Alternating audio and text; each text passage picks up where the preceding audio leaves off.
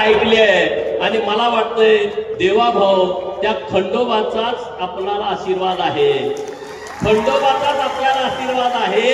आणि म्हणून तर आपण महाराष्ट्र भारतामध्ये नंबर 1 ला आणलेला आहे. आणि त्या खंडोबा रायाच्या नगरीमध्ये त्या परिसरामध्ये तुम्ही आलाय. आज अख्खा रामोशी समाज इथं जागा गोळा झालाय. रामोशी समाज हा निसर्गावरती प्रेम करणारा समाज आहे, हा झाडा झुडपावरती प्रेम करणारा समाज आहे, हा डोंगर दऱ्यावरती प्रेम करणारा समाज आहे. अरे आम्ही जर निसर्गावरती प्रेम करत असू, आम्ही दऱ्या खोऱ्या डोंगरावरती प्रेम करत असू, तर आम्ही माणसावरती तर नक्कीच प्रेम करणार. जिथं कुठं माणसाला अडचण येईल तिथं माझा रामोशी समाज मनगटाच्या जोरावरती त्यांना मदत करण्यासाठी नेहमी अग्रेसर असतो, नेहमी पुढे असतो. आणि त्यामुळं साहेब आम्ही इथं तर मी कॉलेजला असल्यापासून भिवडीला येतोय नरवीर राजे नाईक यांच्या जयंतीला.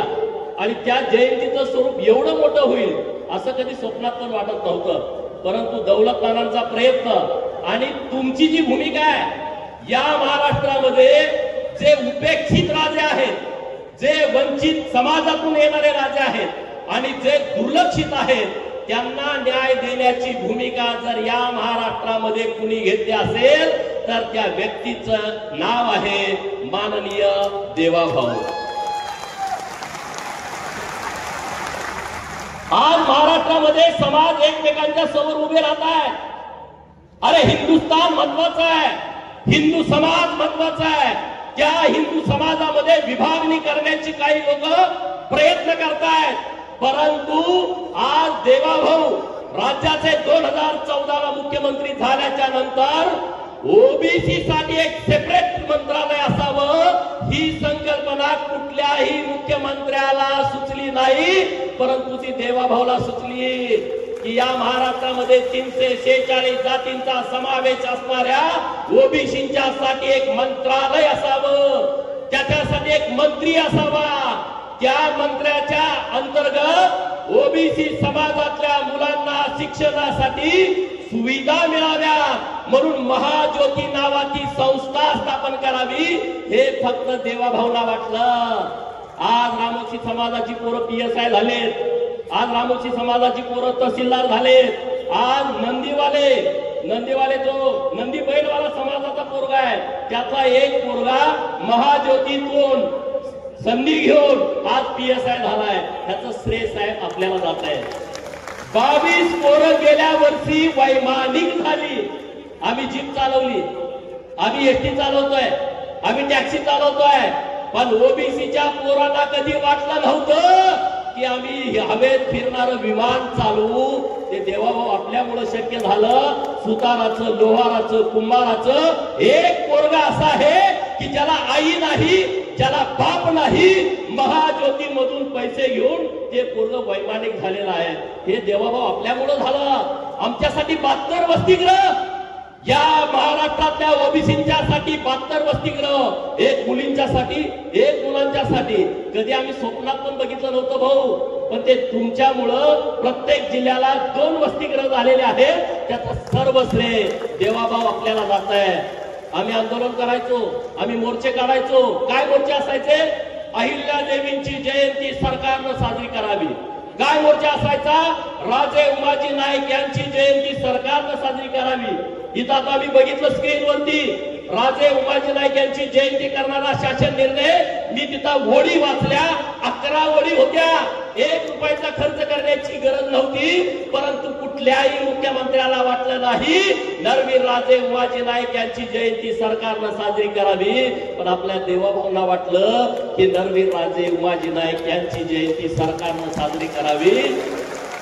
शासनामध्ये ताकद असते मित्रांनो.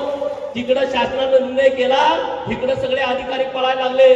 नरवीर राजे उमाजी नाईकांचा फोटो कुठे आहे बघा, शोधा, तो ग्रामपंचायत मध्ये ठेवा, तो पंचायत समितीत ठेवा, तहसील कार्यालयात ठेवा, कलेक्टर ऑफिस मध्ये ठेवा, मंत्रालयामध्ये ठेवा. ते काम देवाभाऊने केलंय. भाऊ आज जो आराखडा बघितला तुम्ही माननीय टुडी साहेबांना फोन केला होता, कलेक्टर साहेब आपल्या पुण्याचे, की 10 एकर जागा नरवीर राजे उमाजी नाईक यांच्या स्मारकासाठी द्यावी. तुम्ही एक फोन केला, कलेक्टर साहेबांनी काम केलं आणि 5 एकर जागा तुम्ही स्मारकासाठी दिली.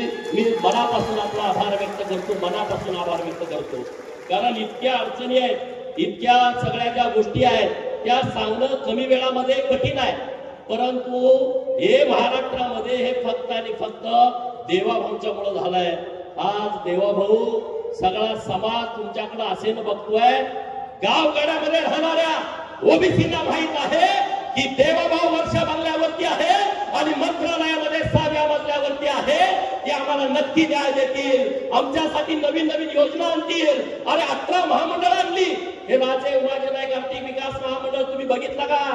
हा जो मंडप मारलेला आहे असं 18 समाजासाठी महामंडळ एका वेळेस निर्माण करणारा मुख्यमंत्री आपल्या व्यासपीठावरती आहे.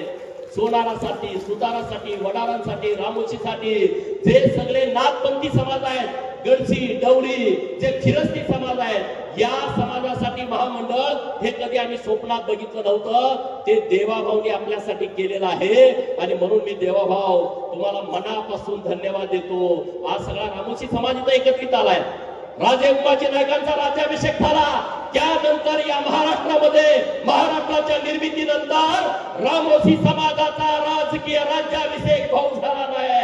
माझी तुम्हाला हात जोडून विनंती आहे, नरवीर राजे उमाजी नाईक यांचा राज्याभिषेक झाल्याच्या नंतर रामोशी समाजाचा राजकीय राज्याभिषेक तुम्ही केला पाहिजे, ही माझी तुम्हाला हात जोडून विनंती आहे, कळकळीची विनंती आहे.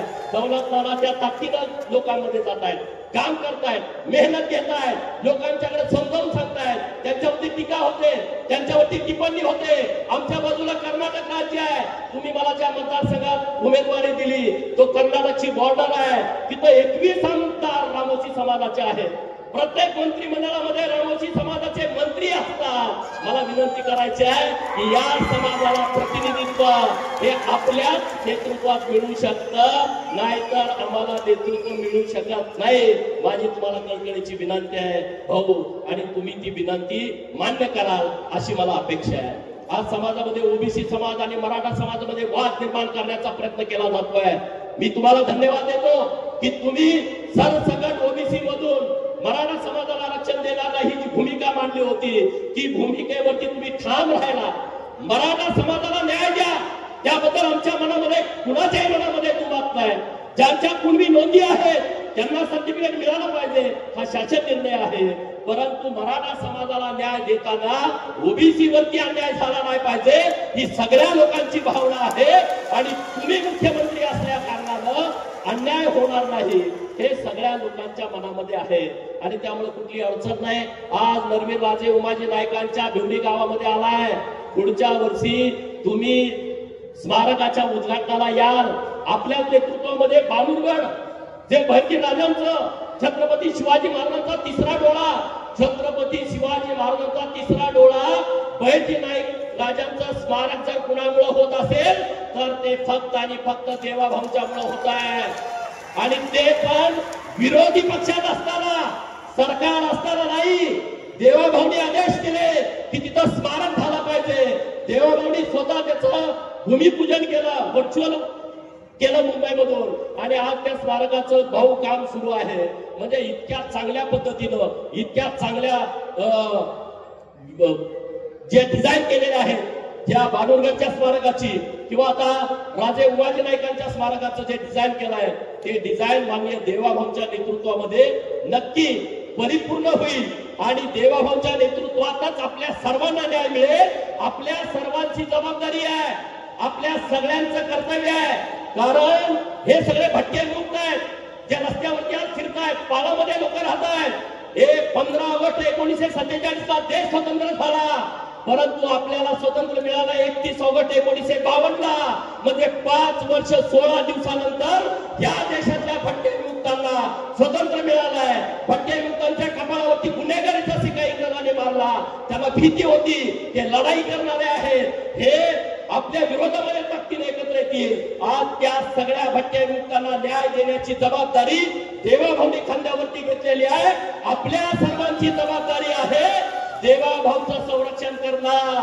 जसं गडाच्या संरक्षणाला रामोशी समाजावरती शिवाजी राजांनी विश्वास ठेवला होता, तसा तुम्ही विश्वास आमच्या सगळ्या बहुजनांच्या वरती ठेवा।